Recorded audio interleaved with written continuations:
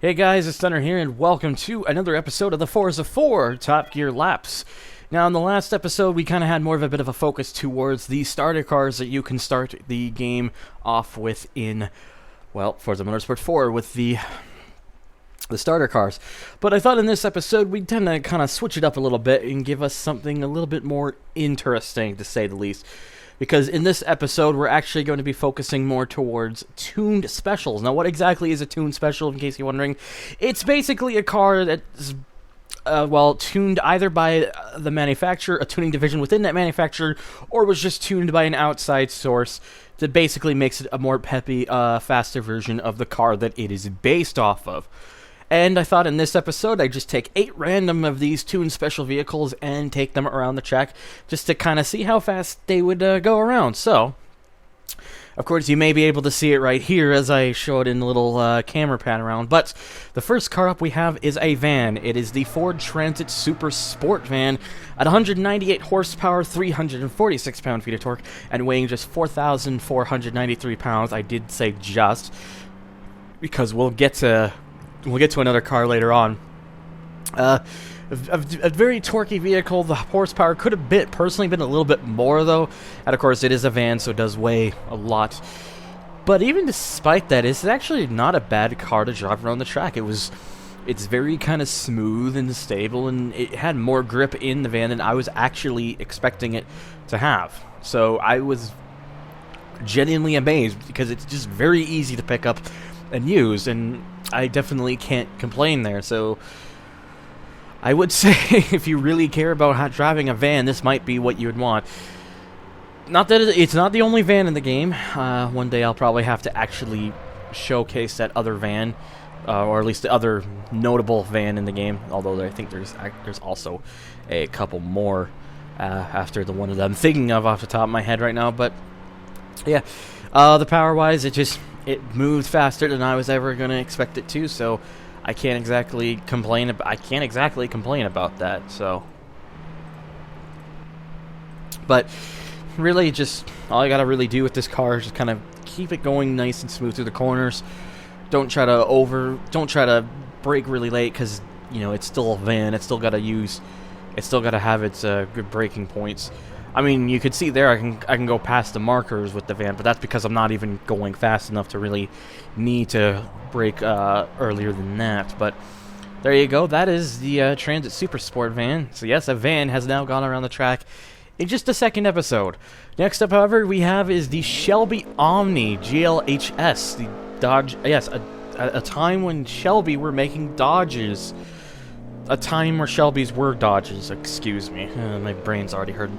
Yes, this has equal horsepower and torque at both 175 horsepower and 175 pound-feet of torque, and it weighs about 2,540 pounds. It's not the lightest car that we have here today, though it is the second lightest, of course. The next lightest car, or the lightest of them all, I should be saying, is actually next after this, but we do have here the Omni, being a pretty light car with quite a decent amount of power, and honestly, this car is pretty fine. It does have a bit of understeer, because so you gotta have to kind of really brake with some of these corners properly, and just make sure you're not kind of going faster than you should be, because the car doesn't quite turn as much as some of the other vehicles that you can drive that are kind of similar to this with the Omni. But basically, the car just takes a little bit to get around, but other than that, it's pretty easy. Now, I was willing to let the car go through the red and white, because it's a slippery part of the track anyways, so it's not like it's really going to change that much particularly. But, the car generally just drives around and does a fairly good job at what it's capable of doing, so if you want like a bit of a sleeper, that might be what you would want to look for. Anyways, next up we have is the Abarth 500 SS at 160 horsepower, 169 pound-feet of torque, and weighing just 2,050 pounds. This is considerably the lightest car we have here today. it's lighter than the Omni by about 490 pounds. That is definitely a very notable difference, and you can definitely feel how the lightweight in this car, because it just zips around corners, has no issues with it whatsoever. It's a very, very nice car to drive. You can just kind of get it around there and just kind of really push it. I honestly felt like at times maybe I wasn't really going enough for it. Like I thought maybe if I just get a little bit more, and it would just do it. It's really capable of getting around these corners at some really good speeds. And it's also got really good brakes, too. You can brake at some areas later than you would with some of the other cars. So, this car really does feel like a bit of a track package in a way. And it's, just a Fiat 500 tuned by the Fiat's tuning division, Abarth. So, what else can you say? Would have been really nice to see this, the Abarth 695 by Posto, but this game, I believe, predates that. But because that thing is very silly, but also very fun.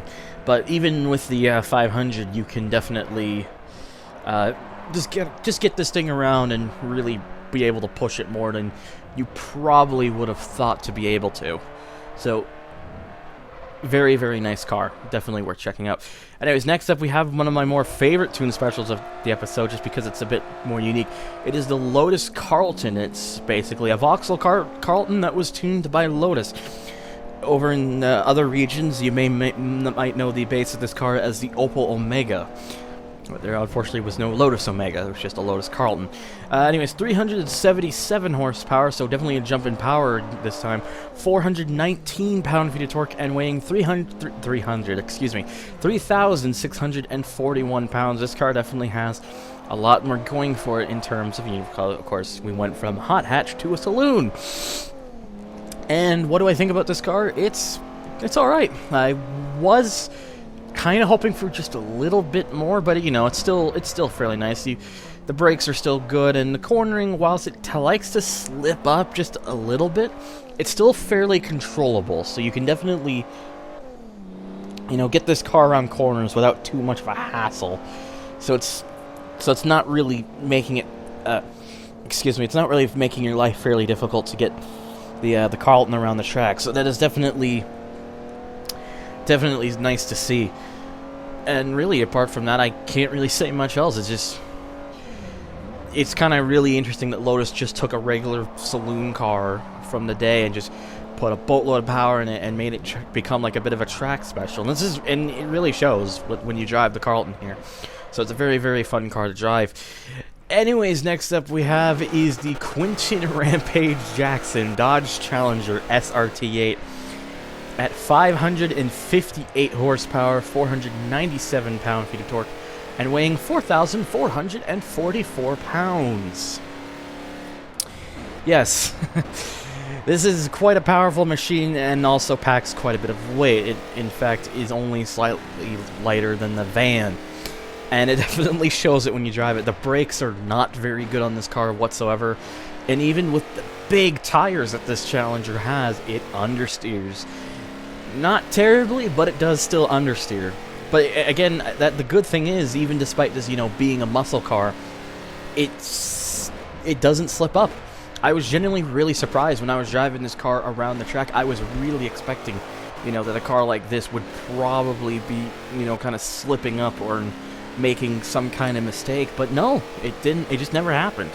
You just gotta be careful of your speed. You can't do the follow through there flat out. You just gotta get the car, just get the speed going, and then try to make sure you're kind of balancing it to make sure that you're not just gonna go right off the corner or anything like that. So,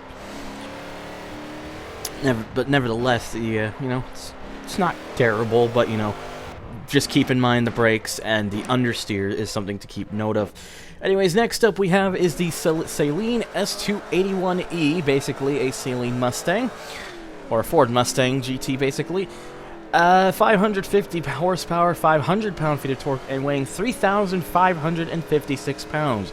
You would generally expect this Saleen Mustang to basically do a decent amount better than the Challenger, simply because, it has a little bit more torque and weighs definitely a lot less. But it doesn't, actually. It kind of shocked me. This car, it loves to get tail happy. You really have to be careful with this thing when you're getting this car around corners. You kind of have to judge. You don't want to hit the throttle really hard when you're trying to take the corners, because if you do, you're gonna get this thing into a bit of a slide. So just definitely something to keep track of. And that was really hurting the car, because I have to just get this car going around the corners, and even then you have to kind of get it slow just to get it around, because it's not really super responsive. It just likes to slide around the corners, and that it really loses a lot of time because of that. So it's a huge letdown.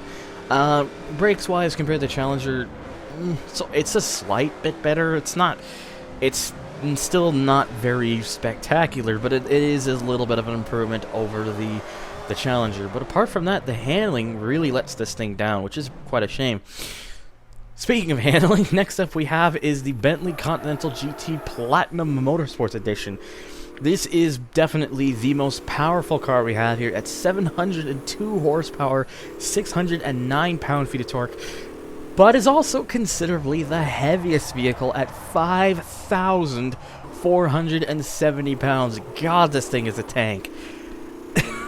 And despite having all that power to make it go really quick, what do I think of this car? It's terrible. It handles like shit, to say the least. It's got a ton of understeer. You really have to get this thing going slow to get it around corners. It is not designed for that at all. And not only that, but the brakes aren't even that good either. I'd honestly say they're worse than both the Challenger and the Saleen. Maybe that's just because this goes a little bit faster than... I say a little bit. Maybe this is because this goes faster than both the Challenger and the S281 on a straight line, but... man, this thing was a nightmare and a half to getting around here, just to get it smooth and, you know, keeping it out of going into the grass and all that kind of stuff. It was hell to deal with. I was not really having a lot of fun driving this car, and it's really a shame. And even there on the last corner, I screwed it up, but I was like in my head, you know what, I just want to get out of this damn thing because I'm sick of driving it, because I was there for a while just trying to get a lap time with that Continental. So, oh well. Finally up we have is the Rossion Q1. This, what a lightweight this car is. I actually said that the Abarth 500 was a lightweight. This is definitely a lightweight. I mean, the Abarth still is the lightest car, but the Q1 at 453 horsepower, 390 pound-feet of torque, and weighing just 2,675 pounds. The power-to-weight ratio is definitely very, very good with the Q1. And very, very good is pretty much the textbook definition of how well this car drives. The Q1 was spectacular to drive. It's got great amount of grip. The brakes are phenomenal. I mean, maybe even some points I could have gone a little bit later and just try to knock off just a little bit more time, but it's so effective. It's got a great amount of sense of speed. This really is a Noble tuned to the best that it's capable. This is... If you don't know what this is the Q1 is basically based off of a Noble M400, originally built in South Africa, which I think this one in the game is a South African-based Q1, but the Rossion division on where the cars are made has actually been moved over to the United States, meaning that the Rossions nowadays are actually American, which is pretty interesting. They still make the Q1 and whatnot, and make it, you know, such a bit of a lightweight track car. So it's a very, very, very good car on the track. Anyways, on to the times. Now, all 8 of the cars that we tested went faster than the starter cars that we had in the last episode, and of course, you probably would have expected it, but the Q1 is the fastest of the bunch, going into first place with a 1 minute 19.593. Second, going to the Continental Platinum Motorsports. Despite its terrible handling, the speed enough was good enough to get it a 1 minute 23.571. The Rampage Challenger SRT8 in third with a 1 minute 24.296. edging out the Saleen S281E's 1 minute 24.653. The Lotus Carlton goes in the 5th with a 1 minute 27.207. And about, roughly about over 5 seconds back is the Abarth 500 SS's with a 1 minute 32.499. The Shelby Omni getting to 7th with a 1 minute 34.280. And finally, the Ford Transit SuperSportVan into 8th place with a 1 minute 43.676. It's still nearly 3 seconds faster than the Citroen C1. So yes, all the starter cars got beaten by a van. How about that? So anyways, guys, that's of course going to do it for today's episode. And as always, guys, if you want to follow me on Twitter or Twitch, donate to my Patreon, or join my forum boards, all the links for that are in the description box down below. And as always, guys, thank you so much for watching, and take care.